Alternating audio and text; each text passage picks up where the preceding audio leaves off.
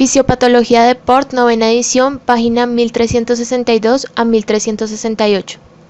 El contenido que se tratará en este video será enfermedades de los vasos sanguíneos, estructura y función del vaso sanguíneo, células endoteliales, función endotelial, disfunción endotelial, células musculares lisas vasculares, trastorno de la circulación arterial, flujo sanguíneo anómalo, vasculitis, arteriosclerosis, aneurismas, hiperlipidemia, salud pública, clasificación de lipoproteínas, nombre y estructura lipoproteínas, apoproteínas.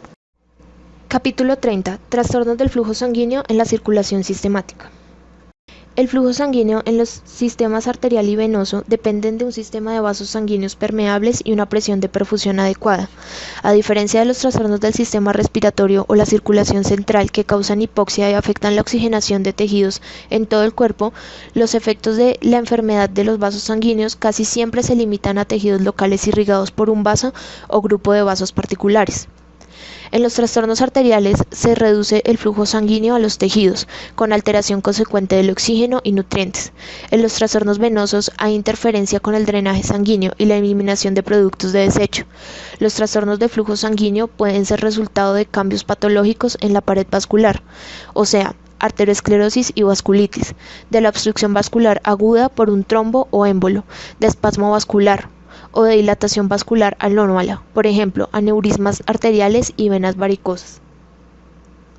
Estructura y función del vaso sanguíneo. Después de terminar esta sección del capítulo, el lector será capaz de cumplir con los siguientes objetivos: describir las funciones de las células endoteliales y definir el término disfunción endotelial, describir la función del músculo liso vascular y su papel en la reparación vascular. El corazón es la bomba del sistema cardiovascular. Bombea sangre por los vasos sanguíneos para transportarla por el cuerpo. Las paredes de todos los vasos sanguíneos, excepto los más pequeños, están formados por 3 capas distintivas. Una capa externa de tejido colágeno entrelazado de manera laxa, tejido conectivo laxo, la túnica externa. Una capa intermedia consistente sobre todo en capas circunferenciales de células musculares lisas, CML, la túnica media. Y una capa interna consistente en una sola capa de células endoteliales que recubren el lumen vascular y el tejido conectivo subendotelial subyacente, la túnica íntima. La tabla 31 describe la estructura y función de los vasos sanguíneos, como principales componentes celulares de la pared vascular. Las células endoteliales y las musculares lisas tienen una función importante en la patogénesis de muchos trastornos de la circulación arterial. La figura 32 ilustra la anatomía microscópica de la vena, arteria y lechos capilares. Células endoteliales. Las células endoteliales forman un recubrimiento continuo en todo el sistema vascular llamado endotelio. El endotelio está formado por casi 96.541 kilómetros de epitelio plano que recubre los vasos sanguíneos de distintos tamaños. El endotelio es un tejido versátil y multifuncional que participa de manera activa en el control de la función vascular. Esta membrana semipermeable controla la transferencia de moléculas a través de la pared vascular y tiene un papel esencial en la homeostasis. También participa en el control de la adhesión plaquetaria y la coagulación sanguínea, en la modulación del flujo sanguíneo y la resistencia vascular, en el metabolismo hormonal, regulación de reacciones inmunitarias e inflamatorias y en la síntesis de factores que influyen en el crecimiento de otro tipo de células, sobre todo las CML vasculares. Las células endoteliales con estructura intacta responden a varios estímulos anómalos mediante el ajuste de sus funciones usuales y con la expresión de nuevas funciones adquiridas, 1 a 3. El término disfunción endotelial describe varios tipos de cambios reversibles en la función endotelial que se presentan como respuesta a estímulos ambientales. Los factores que causan la disfunción endotelial incluyen citocinas, productos bacterianos, virales y parasitarios que causan inflamación, estrés hemodinámico y productos lipídicos cruciales para la patogénesis de la arteriosclerosis e hipoxia.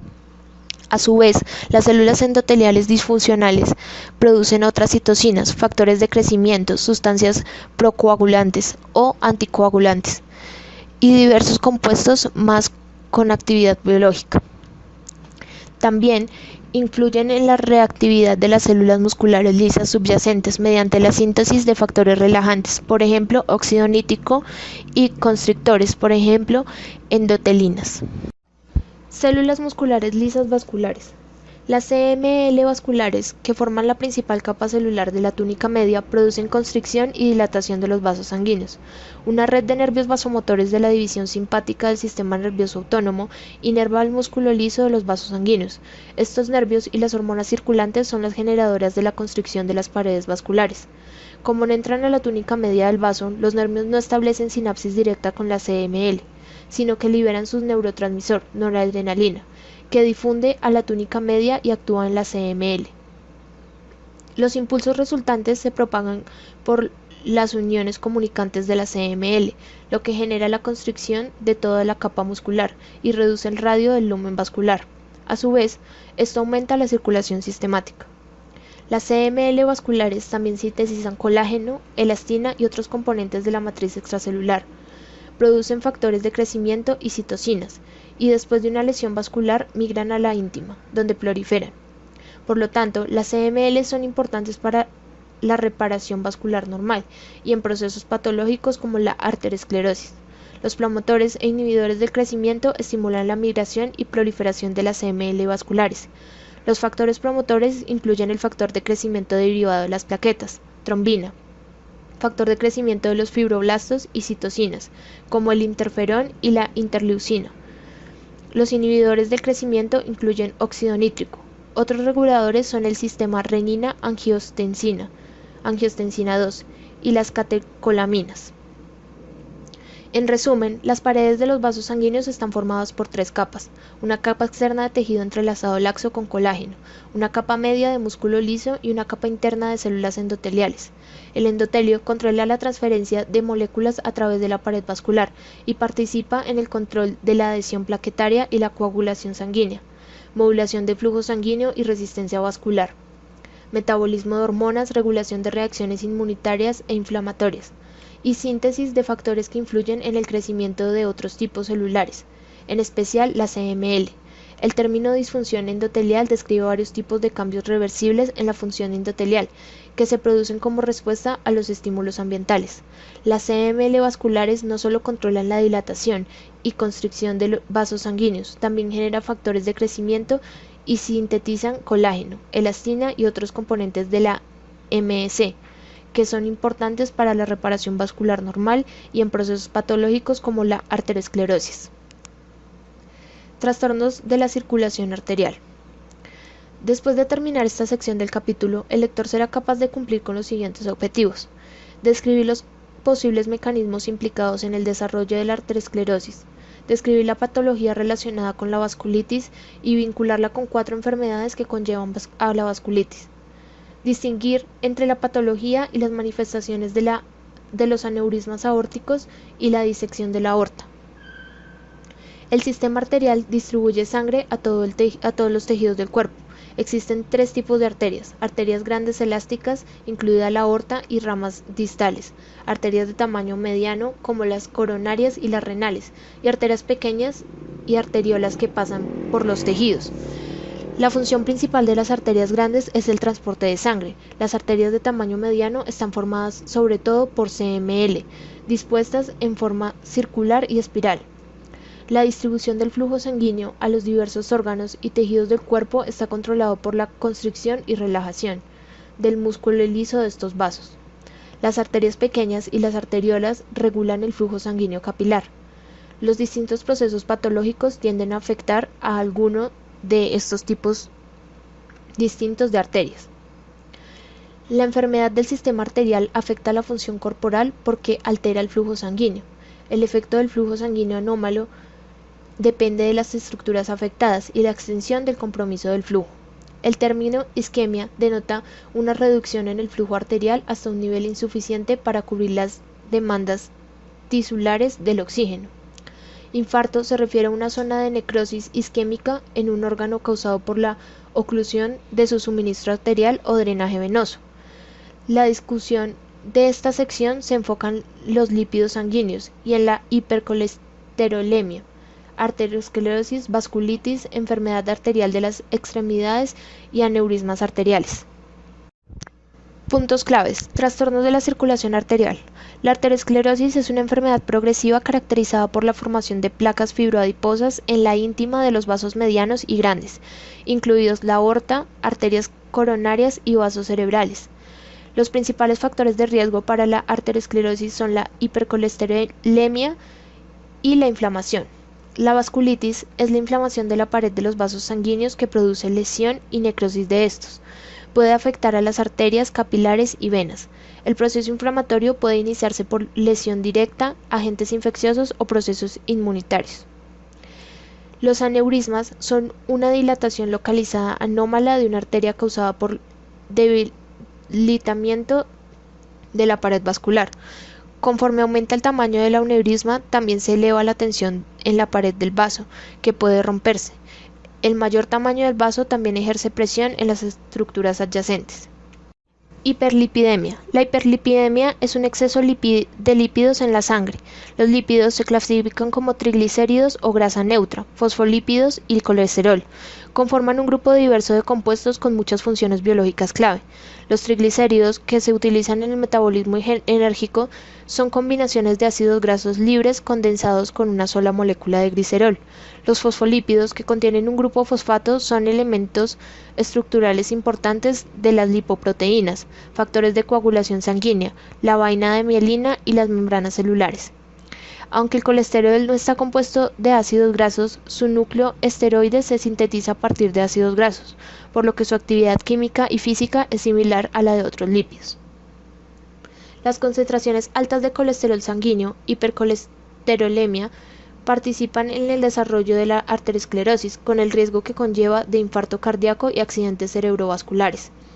Este es un gran problema de salud pública, lo que se demuestra con las estadísticas publicadas por la American Heart Association. Se calcula que 102,2 millones de estadounidenses tienen una cifra de colesterol sérico mayor de 200 miligramos sobre decilitro y 37,7 millones de ellos tienen concentraciones de colesterol de alto riesgo, 240 miligramos sobre decilitro o más, que podrían contribuir a un infarto de miocardio, accidente cerebrovascular u otro accidente cardiovascular relacionado con la arteriosclerosis. Clasificación de las lipoproteínas. Como el colesterol y los triglicéridos son insolubles en el plasma, están encapsulados en una cubierta estabilizadora de fosfolípidos y proteínas hidrosolubles. Estas partículas, denominadas lipoproteínas, transportan colesterol y triglicéridos a varios tejidos para que se utilicen como fuente de energía, depósito de lípidos, síntesis de hormonas esteroideas y formación de ácido biliar. Existen 5 tipos de lipoproteínas, clasificadas con base en su densidad, medida por ultracentrifugación, kilomicrones. Lipoproteína de muy baja densidad, LMBD. Lipoproteína de densidad intermedia, LDI. Lipoproteína de baja densidad, LBD. Y lipoproteína de alta densidad, LAD. Los kilomicrones aparecen en la sangre alrededor de 1 hora después de una comida y transportan sobre todo triglicéridos, aunque también una pequeña cantidad de fosfolípidos, colesterol y apoproteína, B6. La LMBD transporta grandes cantidades de triglicéridos, que tienen menor densidad que el colesterol. La LBD es la principal transportadora de colesterol, mientras que la LAD en realidad contiene el 50% de proteína.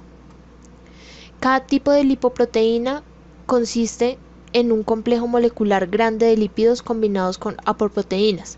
Los principales constituyentes lipídicos son ésteres de colesterol, triglicéridos, colesterol no esterificado o libre y fosfolípidos. Los ésteres de colesterol y triglicéridos insolubles se sitúan en el centro hidrófobo de la macromolécula de lipoproteína, rodeados por los fosfolípidos, colesterol no esterificado y apoproteínas solubles.